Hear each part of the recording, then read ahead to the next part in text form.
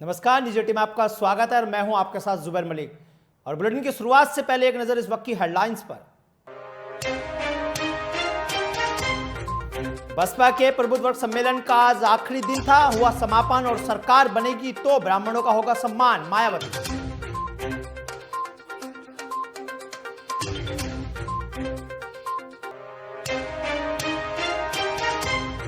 कांग्रेस नेता अजय माकन ने बीजेपी को घेरा।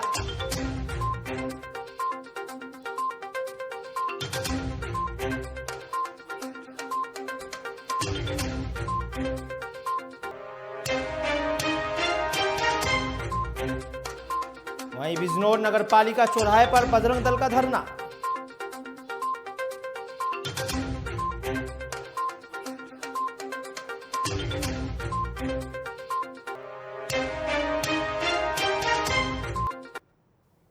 और अब खबरें विस्तार से। आज बीएसपी के प्रबुद्ध सम्मेलन का समापन हो गया। इस समापन समारोह में खुद बीएसपी प्रमुख मायावती मौजूद रही। कार्यक्रम के दौरान यूपी की पूर्व मुख्यमंत्री मायावती ने पार्टी के महासचिव सतीश चंद्र मिश्रा और टीम को बधाई दी। इसके साथ ही जनता को संबोधित करते हुए मायावती ने कहा कि अगर हमारे भाई दलित वर्ग के साथी किसी के बहकावे और लालच में नहीं आए तो 2022 में पूर्ण बहुमत की सरकार बनाएंगे।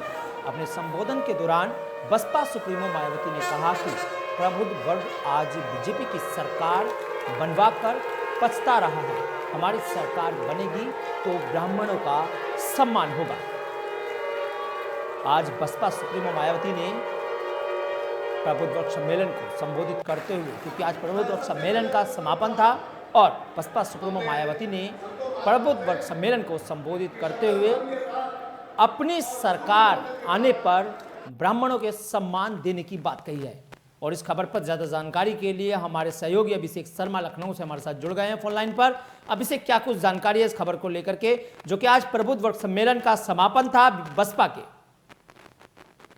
जी, आपको बता दें कि बसपा का आज प्रबुद्ध वर्ग सम्मेलन जो लगभग 1 महीने चला और प्रदेश के कोने कोने में प्रबुद्ध सम्मेलन किया गया। बसपा ने ब्राह्मणों को साधने में कोई कसर नहीं छोड़ी। जगह जगह पर ब्राह्मण सम्मेलन के माध्यम से, प्रबुद्ध वर्ग सम्मेलन के माध्यम से ब्राह्मणों को रिझाने का प्रयास लगातार बसपा के द्वारा किया गया। आज उसी का समापन किया गया, जहां पर मायावती ने कहा कि ब्राह्मण बीएसपी के साथ आएगा, क्योंकि सपा, कांग्रेस, भाजपा सबने ब्राह्मणों का शोषण किया।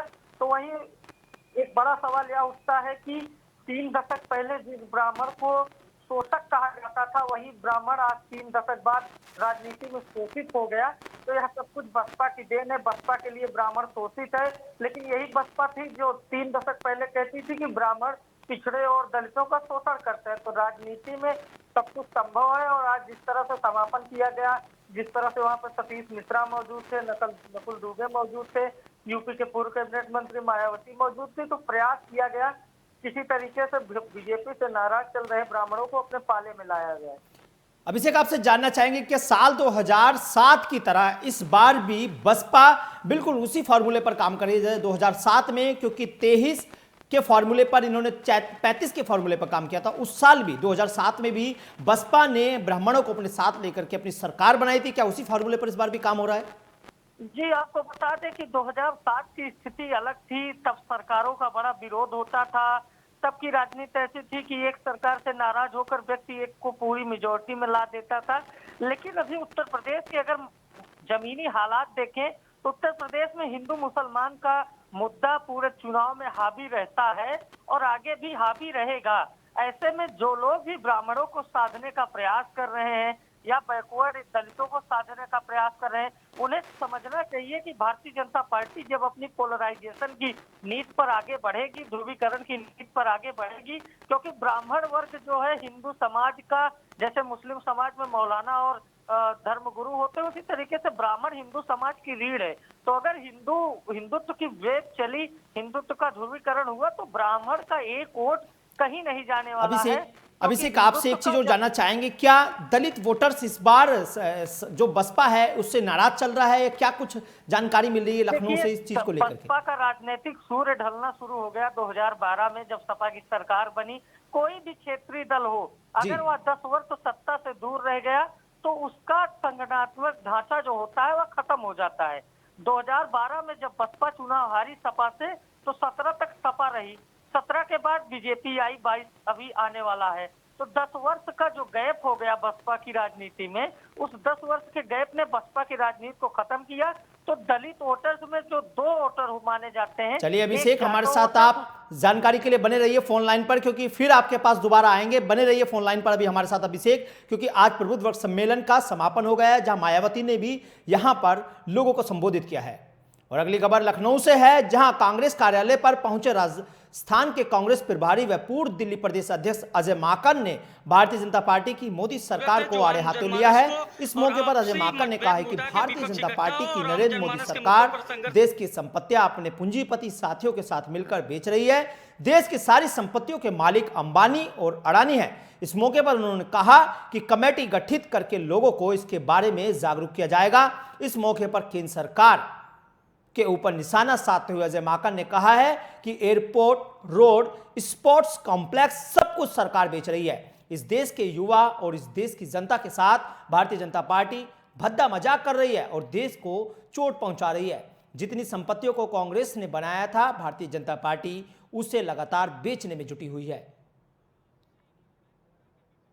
आम जनमानस के मुद्दों पर संघर्ष करें। तो जब राज्य सरकार अक्वायर करके देता है, राज्य सरकार की जमीनें हैं, तो क्या राज्य सरकार से पूछा गया है राज्य सरकारों से?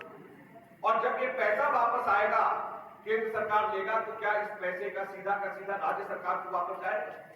जो लखनऊ में स्पोर्ट्स अथॉरिटी ऑफ इंडिया है, जो साइंस सेंटर है लखनऊ में, यहाँ पे इसकी कीमत हजारों करोड़ की, तो ये जमीन तो राज्य सरकार ने अक्वायर करके केंद्र सरकार को दी होगी, सब जगहों के ऊपर ऐसा होगा। तो यहाँ पे जब पैसा आएगा, तो क्या ये केंद्र सरकार के पास रहेगा या केंद्र सरकार को राज्य सरकार यानी कि आप सब लोगों को देगा, या केंद्र सरकार ऊपर बैठ करके तय करेंगे कि इसको कहां पे किया जाए? तो ये भी एक बहुत बड़ी बात है, जो कि लगता है कि ये सरकार ने जल्दबाजी में केवल अपने चंद मित्र पूंजीपतियों को फायदा पहुंचाने के लिए, मोनोपोलीज क्रिएट करने के लिए देश भर के अंदर ये किया है।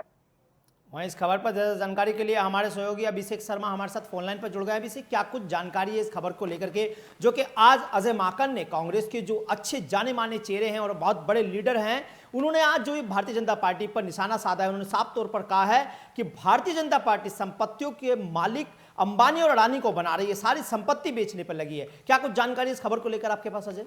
जी, आज प्रदेश कांग्रेस कार्यालय में लखनऊ में जिस तरह से अजय माकन ने बीजेपी के खिलाफ निशाना साधा है, खासकर उनके निशाने पर प्रधानमंत्री नरेंद्र मोदी और अडानी अंबानी रहे।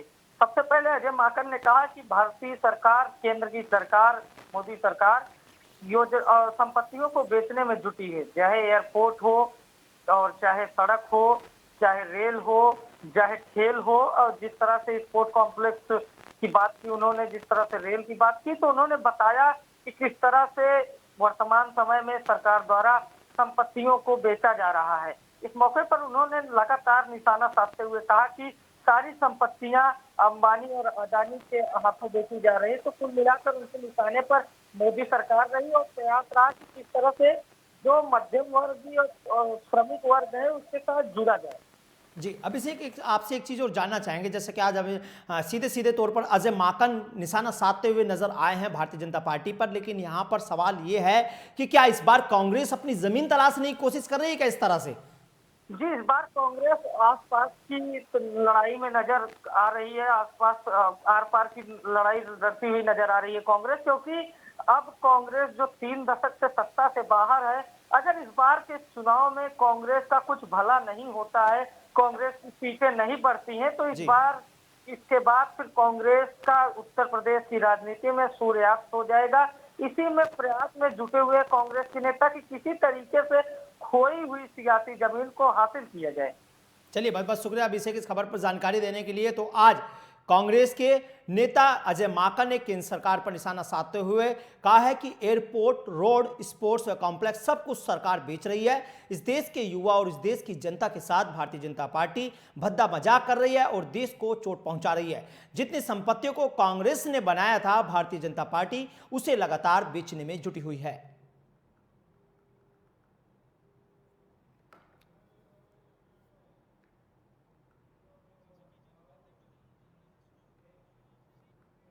और आइए बढ़ते अगली बड़ी खबर की ओर, जहां यूपी के बिजनौर में बजरंग दल के कार्यकर्ताओं ने आज नगर पालिका चौराहे पर धरना देकर ईओ का पुतला फूंक दिया। धरना कार्यकर्ताओं ने ईओ पर अभद्र व्यवहार करने का आरोप लगाया है। कार्यकर्ताओं ने बिजनौर नगर पालिका के ईओ मनोज कुमार को हटाने की भी मांग की है। आप तस्वीरों में देख सकते हैं कि किस तरह से बजरंग दल के कार्यकर्ता प्रदर्शन करते नजर आ रहे हैं और ईओ के खिलाफ नारेबाजी भी कर रहे हैं। आप साफ तौर पर देख सकते हैं कि किस तरह से गुस्सा ईओ के खिलाफ फूट रहा है। जो नगरपालिका के ईओ हैं उनको हटाने को लेकर के ये धरना प्रदर्शन किया जा रहा है बिजनौर के अंदर, जहां लगातार बजरंग दल के कार्यकर्ता अभद्र व्यवहार करने का आरोप लगाते हुए यहां प्रदर्शन कर रहे हैं। और साफ तौर पर आप देख सकते हैं तस्वीरों में कि वो उनके खिलाफ नारेबाजी भी कर रहे हैं। आप तस्वीरों में देख सकते हैं कि बजरंग दल के कार्यकर्ता किस तरह से धरना प्रदर्शन कर रहे हैं और लगातार जो कार्यकर्ता हैं उनका कहना है कि ईओ ने अभद्र व्यवहार करने का प्रयास किया है, जिसको लेकर के उनका साफ तौर पर आरोप है कि ईओ को तुरंत हटा दिया जाए।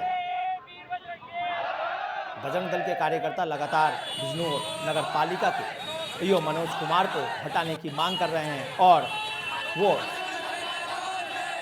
प्रदर्शन भी कर रहे हैं। तस्वीरों में आप साफ तौर पर देख सकते हैं कि कितना गुस्सा ईओ के खिलाफ इन लोगों का फूट रहा है। जो बजरंग दल के कार्यकर्ता हैं वो लगातार प्रदर्शन करते हुए ईओ को हटाने की मांग कर रहे हैं। वहीं इस खबर पर ज्यादा जानकारी के लिए हमारे सहयोगी महेंद्र सिंह फोन लाइन पर जुड़ गए। महेंद्र, क्या कुछ जानकारी इस खबर को लेकर के, जो कि ईओ को हटाने की मांग को लेकर के बजरंग दल के कार्यकर्ता प्रदर्शन कर रहे हैं आज? जी महेंद्र, क्या कुछ जानकारी है आपके पास, जो ये बजरंग दल के कार्यकर्ता आज ईओ के हटाने की मांग को लेकर प्रदर्शन कर रहे हैं? जी बिल्कुल, मैं आपको बता दूं, बिजनौर में बजरंग दल के कार्यकर्ताओं ने आज बिजनौर के मेन मार्केट में जो है धरना प्रदर्शन किया है और ईओ के खिलाफ जमकर नारेबाजी की है। नगर पालिका की ईओ के खिलाफ जमकर नारेबाजी हुई है। एक गाय को लेकर ये सारा मामला हुआ, जो कि एक गाय बीमार गाय थी, जिसको लेकर बजरंग दल का कार्यकर्ता नगर पालिका की जो गौशाला होती है उसमें ले गया था। वहां पर उसको जो गाय को जो है उन्होंने अंदर लेने से मना कर दिया, कहा कि हाँ इन पशुओं की एंट्री नहीं होगी, हमारे यहाँ पहले से ही बहुत पशु है, जिसको लेकर दोनों में काफी नोकझोंक हुई। इतनी में ईओ आ गए और ईओ ने जो है उनके साथ जो बजरंग दल कार्यकर्ता थे अपने कर्मचारी के साथ मारपीट की, जिसको लेकर बजरंग दल कार्यकर्ता जो है नाराज हो गए। उन्होंने जमकर हंगामे नारेबाजी की है और इसमें जो है जो आला अधिकारी हैं दोनों में सामंजस्य की स्थिति बना रहे हैं, दोनों में बातचीत का प्रयास करा रहे हैं। जी महेंद्र, आपसे ये भी जानना चाहेंगे कि जो नगर पालिका प्रशासन है, क्या उसकी ओर से कोई कार्रवाई की गई है ईओ के खिलाफ? जी मैं आपको बता दूं, जो सबसे बड़े अधिकारी नगर पालिका होते हैं ईओ ही होते हैं। इनको जो सारी जिले की नगर पालिका होते हैं उनके अधिकारी जो होते हैं एडीएम प्रशासन होते हैं, वो इसको देखते हैं। और वो इस समय दोनों में जो बजरंग दल कार्यकर्ता हैं, नेता हैं और जो ईओ हैं उनको आपस में बैठा कर बातचीत करा रहे हैं, लेकिन अभी तक कोई नतीजा नहीं निकला है। जी चलिए, बहुत बहुत शुक्रिया आपका महेंद्र इस खबर पर जानकारी देने के लिए, क्योंकि आज बजरंग दल के कार्यकर्ता जो नगर पालिका के ईओ हैं उनके खिलाफ लगातार नारेबाजी कर रहे हैं और प्रदर्शन कर रहे हैं, क्योंकि बजरंग दल के कार्यकर्ताओं का कहना है कि ईओ ने अभद्र व्यवहार किया है, जिसके चलते वो लोग प्रदर्शन कर रहे हैं और लगातार ईओ के खिलाफ नारेबाजी भी कर रहे हैं। तस्वीरों में आप साफ तौर पर देख सकते हैं कि जो बजरंग दल के कार्यकर्ता हैं किस कदर गुस्सा ईओ के खिलाफ उनका फूट रहा है और वो लगातार एक ही मांग कर रहे हैं कि जो पालिका के ईओ हैं मनोज कुमार, उनको तुरंत हटा दिया जाए।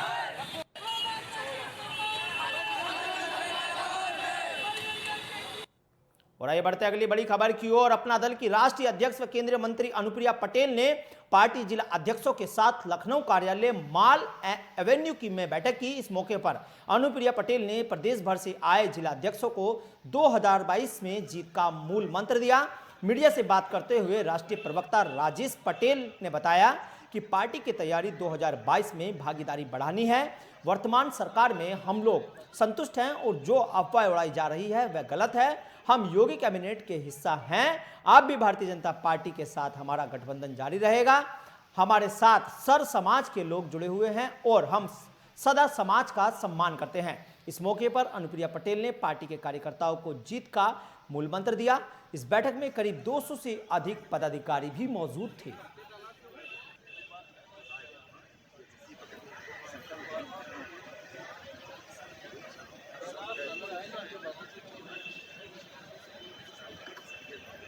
हमारी रणनीति है, हमारे मुद्दे और सरकार के अच्छे कार्यों का प्रचार। सरकार के कार्यों को और अपने मुद्दों को लेकर हम जनता के बीच में जा रहे हैं। पिछली बार कई सीटों पर अपना दल चुनाव लड़ी थी और कांग्रेस से ज़्यादा विधायक हैं वर्तमान समय में। फ्यूचर प्लान क्या है 2022 को लेकर? कितनी सीटें लड़ेंगे आप लोग? जाहिर सी बात है, सभी पार्टी चाहती है कि हमारा विकास हो, हम भी चाहते हैं कि हमारा विकास हो। और रही बात सीटों की संख्या का एक्यूरेट, तो अभी दोनों पार्टियों के जो बड़े नेता हैं वो जब एक साथ टेबल पर बैठेंगे तब तय हो जाएगा। एक चर्चा भी निकल कर आती है कि समाजवादी पार्टी से भी आपका गठबंधन हो सकता है, सोशल मीडिया पर चलता है, इस पर क्या कहना चाहेंगे? देखिए, राजनीति में तरह तरह की चर्चाएं होती रहती हैं। चर्चाओं का कोई आधार नहीं होता है।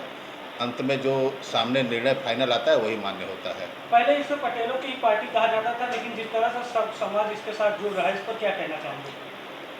ये लोगों की गलतफहमी है। आज भी तमाम लोगों के मन में गलतफहमी है कि पटेलों की पार्टी है। मैं आपको गिना दूं, मेरी पार्टी की विधायक हैं डॉक्टर लीना तिवारी ब्राह्मण, मेरी पार्टी के विधायक हैं डॉक्टर जमुना प्रसाद सरोज पासी, प्रदेश अध्यक्ष भी हैं। मेरी पार्टी के विधायक हैं राहुल प्रकाश कोल, अनुसूचित जाति के हैं। मेरी पार्टी के विधायक हैं हरिराम चेरो जी, जो एकमात्र आदिवासी विधायक है पूरी विधानसभा में, वो मेरी पार्टी से है। जब आपकी पार्टी सर्व समाज के लिए, तो पिछड़ा वर्ग कल्याण मंत्रालय की मांग क्यों की जाती? क्यों नहीं करेंगे? क्या सर्व समाज में पिछड़ा वर्ग नहीं आता क्या? हमने तो 10% जो गरीब सवर्णों को आरक्षण देने की बात थी उसका भी समर्थन किया। हम सर्व समाज की बात कर रहे हैं। पार्टी के विधायक हैं डॉक्टर आर के वर्मा लगातार बयानबाजी कर रहे हैं कि अपना दल अपने सैद्धांतिक मूल्यों से भटक गई। अब लोगों को जो बयान देना है देते रहें, संतुष्ट असंतुष्ट हर जगह होते हैं। क्या वो पार्टी के सदस्य वर्तमान समय में हैं कि नहीं? हाँ हैं, हमारी पार्टी के सदस्य हैं। हमारी उधर यूपी के बिजनौर थाना हल्दौर इलाके में 5 वर्ष की मासूम बच्ची के साथ उसके 20 साल के पड़ोसी ने दुष्कर्म की वारदात को अंजाम दिया। पीड़ित बच्ची ने पूरी वारदात जब परिजनों को बताई तो परिजनों को होश उड़ गए। इस हैवानियत भरी घटना के बाद सूचना मिलने पर पुलिस ने परिजनों को तहरीर दी और आरोपी के खिलाफ पॉक्सो एक्ट के तहत बलात्कार की धारा में मुकदमा दर्ज कर आरोपी युवक को गिरफ्तार कर लिया गया है। हल्दौर थाने क्षेत्र के एक गांव में एक नाबालिग लड़की के साथ एक 25 वर्षीय युवक ने दुष्कर्म किया। इस संबंध में स्थानीय पुलिस बल, फील्ड यूनिट, महिला पुलिस एवं मेरे द्वारा घटनास्थल का निरीक्षण किया जा चुका है। अभियुक्त को हिरासत में ले लिया गया है। पीड़िता का मेडिकल परीक्षण एवं अन्य विधिक कार्रवाई कराई जा रही है। IPC 376 IPC, POCSO act, SC/ST act के तहत गंभीर धाराओं में अभियोग पंजीकृत किया जा रहा है। अभियुक्त के खिलाफ सख्त कार्रवाई कराई जाएगी। इसका ट्रायल जल्दी से जल्दी चार्जशीट के बाद फास्ट ट्रैक कोर्ट में ला करके सजा दिलाने की कार्रवाई की जाएगी। और कासगंज जनपद के कोतवाली सिटपुरा क्षेत्र के नाथपुर गांव में 2.5 वर्ष पूर्व एक अजय नाम के व्यक्ति की गला रेत कर की गई हत्या का एसपी कासगंज के निर्देश पर कोतवाली सिटपुरा पुलिस सीओ पटियाली के नेतृत्व में खुलासा कर दिया गया है। खुलासे के दौरान पुलिस ने मृतक व्यक्ति अजय के सगे भाई को उसकी हत्या के आरोप में गिरफ्तार किया है। पुलिस ने गिरफ्तार आरोपी के पास से चाकू भी बरामद किया है। ये ग्राम नाथपुरा का मामला है। एक मर्डर का मामला है जिसमें एक व्यक्ति अजय सिंह, इसकी हत्या गला रेत कर चाकू से कर दी गई थी। मौके पे उस समय पे पुलिस भी पहुंची थी। लगभग 2.5 साल पुराना ये केस था। इसके पीछे कहानी ये है कि इनके जो पिताजी हैं वो आर्मी से रिटायर है। चूँकि आर्मी से रिटायरमेंट होने के बाद इनको पेंशन भी मिलती है। इसके जो भाई जिसकी हत्या हुई अजय सिंह, इसको इसके पिताजी ज़्यादा अमाउंट पेंशन इसके भाई को देते थे। साथ ही में घर में कुछ हिस्सा और जो लैंड है इसके भाई के नाम पे कर दी गई थी। इसी जेलसी में, पारिवारिक इसी जेलसी में विजय ने जो है इसकी हत्या अजय की उसके भाई ने की थी। हम लोगों को आला कत्ल भी इसी के कहने पे बरामद हुआ है। आज इसको विधिक कार्रवाई करते हुए जेल भेजने का काम जो है वो किया जा रहा है।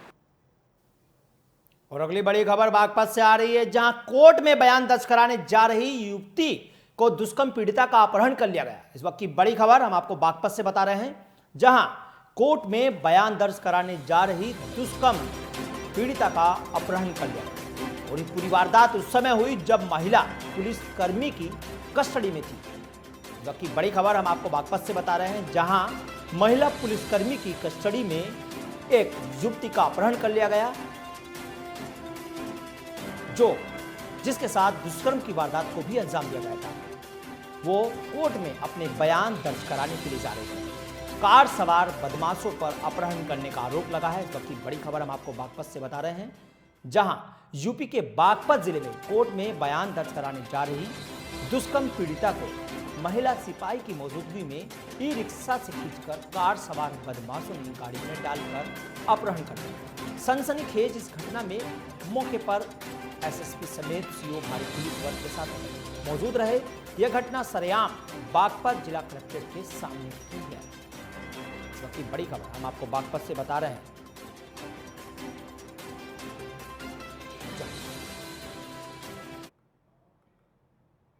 उत्तर प्रदेश के मथुरा जिले के अंतर्गत गोवर्धन विकासखंड के गांव नंगला मान चौथिया में पिंटू नामक युवक का परिवार जल आपदा से प्रभावित होकर खुले में रात गुजारने को मजबूर है।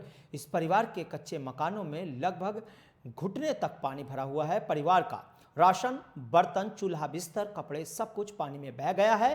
3 दिन से घर में खाना तक नहीं बना और गांव छोटे छोटे बच्चों को मांग कर खाना खिलाना पड़ रहा है। लगभग 10 साल से यह परिवार लगातार इस समस्या का सामना करता आ रहा है। बरसात के दिनों में अक्सर महीनों से ज्यादा इसी तरह परिस्थितियों से जूझना पड़ता है। परिवार का आरोप है कि कई बार प्रशासनिक अधिकारी को इस बारे में अवगत भी कराया गया है, लेकिन उनको कोई मदद नहीं मिली है। प्रशासन का अधिकारी देखने नहीं आया? कोई नहीं आता है साहब, कोई नहीं सुनता है। हम सब जगह गए लिए। और ग्राम प्रधान? कोई नहीं सुनता है। अब ये प्रधान नया हुआ, पहले थे बहुत प्रधान बदल गए, कोई किसी की नहीं सुनता है सर। अच्छा, तो लगभग कितना नुकसान हो गया होगा आपका? नुकसान सब आप देख रहे हैं, हमारे नाच पानी, आटे वाटे, बर्तन कुर्तन सब बह जाते हैं। खटिया बीड़ी में सब कुछ नहीं बचा है? कुछ ना है, ये हालत है सब हर साल। अब क्या चाहते हैं प्रशासन से? अब साहब जो मदद मिल जाए, जो मैं यही कहना चाहता हूँ, प्रशासन इनकी मदद करे। हरजने बेचारे गरीब आदमी, खाने पीने के लिए सब सामान बह गया है। कितने साल से झेल रहे हैं समस्या को? करीब 10-15 साल से। तो प्रशासन ने कोई ध्यान नहीं दिया? आज तक कोई आया नहीं है। ग्राम प्रधान, सेक्रेटरी वगैरह? कोई नहीं। अच्छा, तो आप क्या चाहते हैं प्रशासन? यही चाहते हैं, ये 3 दिन से तो भूखे हैं बेचारे। अच्छा, खाना था इनका, वो भी पानी में डूबा हुआ है, आप देख ही रहे हैं। और हम तो यही चाहते हैं शासन प्रशासन इनकी मदद करे। हमीरपुर जिले में एक युवती ने बेतवा नदी के पुल से कूदकर आत्महत्या करने की कोशिश की। पुल से कूदी युवती को पुल के पास नाव से घूम रहे लोगों ने कूदकर नदी से बाहर निकाला। घटना की सूचना पर पहुंची पुलिस ने युवती को जिला अस्पताल में भर्ती कराया। युवती की आत्महत्या के कारणों का अभी तक कोई पता नहीं चल सका है। आप साफ तौर पर तस्वीरों में भी देख सकते हैं कि जो युवती बेतवा नदी में कूदी थी, उसको बचाने के लिए वहां मौके पर मौजूद जो लोग थे, नाव सवार थे, वो वहां पर पहुंचे और युवती को जाकर के नाव के माध्यम से बाहर निकाला और उसको आनंद भर्ती कराया। युवती के आत्महत्या के कारणों का अभी तक कोई पता नहीं चल सका है।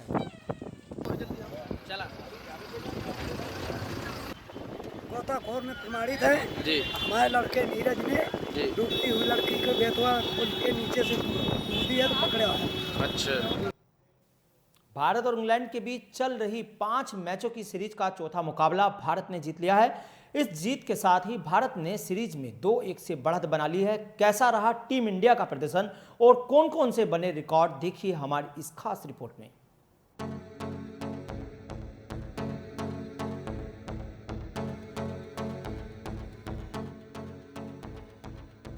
बंदे हैं हम उसके, हम पर किसका जोर, उम्मीदों के सूरज निकले चारों ओर, इरादे हैं फौलादी, हिम्मती हर कदम, अपने हाथों किस्मत लिखने निकल पड़े हैं हम। ओवल में इससे पहले टीम इंडिया ने 1971 में अजीत वाडेकर की कप्तानी में टेस्ट मैच जीता था। ओवल मैदान पर भारत की तरफ से कई रिकॉर्ड भी बने। स्टार तेज गेंदबाज जसप्रीत बुमराह ने अपने करियर के महज 24वें टेस्ट मैच में 100 विकेट पूरे कर इतिहास रच दिया। इसके पहले यह कारनामा भारत के महान ऑलराउंडर और पूर्व कप्तान कपिल देव ने 25 टेस्ट मैचों में 100 विकेट लेकर किया था। टीम इंडिया की तरफ से अब तक 7 तेज गेंदबाजों ने टेस्ट क्रिकेट में 100 या उससे ज़्यादा विकेट चटकाए हैं। इस लिस्ट में महान ऑलराउंडर कपिल देव, जुगल श्रीनाथ, करसन घावरी, ईशांत शर्मा, मोहम्मद शमी, ऑलराउंडर इरफान पठान और लगभग 2 दशकों तक भारतीय तेज गेंदबाजी की रीढ़ रहे जहीर खान के नाम शामिल हैं। वहीं इस लिस्ट में भारतीय स्पिन गेंदबाजी की धुरी रहे अनिल कुंबले, हरभजन सिंह और अश्विनी भी मौजूद हैं, जिन्होंने टेस्ट क्रिकेट में 100 या इससे ज़्यादा विकेट चटकाए हैं। टीम इंडिया की तरफ से टेस्ट क्रिकेट में अब तक सबसे ज्यादा विकेट लेने का रिकॉर्ड स्टार लेग स्पिन गेंदबाज अनिल कुंबले के नाम है, जिन्होंने अपने टेस्ट करियर के 132 टेस्ट मैचों की 236 पारियों में 619 बल्लेबाजों का शिकार किया है। ओवल मैदान पर टीम इंडिया की शानदार जीत के हीरो शार्दुल ठाकुर और स्टार सलामी बल्लेबाज रोहित शर्मा रहे। शार्दुल ठाकुर ने ओवल टेस्ट मैच में ऑलराउंडर की भूमिका निभाते हुए गेंद और बल्ले से शानदार प्रदर्शन किया। शार्दुल ने इस मैच की दोनों पारियों में शानदार अर्धशतक जड़ा। पहली पारी में उन्होंने 57 और दूसरी पारी में 60 रनों की बेहतरीन पारी खेली। इसके अलावा उन्होंने 4 इंग्लिश बल्लेबाजों को भी आउट किया। वहीं रोहित शर्मा ने भी दूसरी पारी के दौरान शानदार शतक लगाते हुए 127 रन बनाए और भारत की जीत में अहम योगदान दिया। रोहित के अलावा कप्तान विराट कोहली और विकेटकीपर बल्लेबाज ऋषभ पंत ने भी अर्धशतक जड़ा। और इस बुलेटिन में फिलहाल इतना ही। देश से प्रदेश की तमाम खबरें देखने के लिए बने रहिए न्यूज़ 18 के साथ और मुझे दीजिए फिलहाल इजाजत।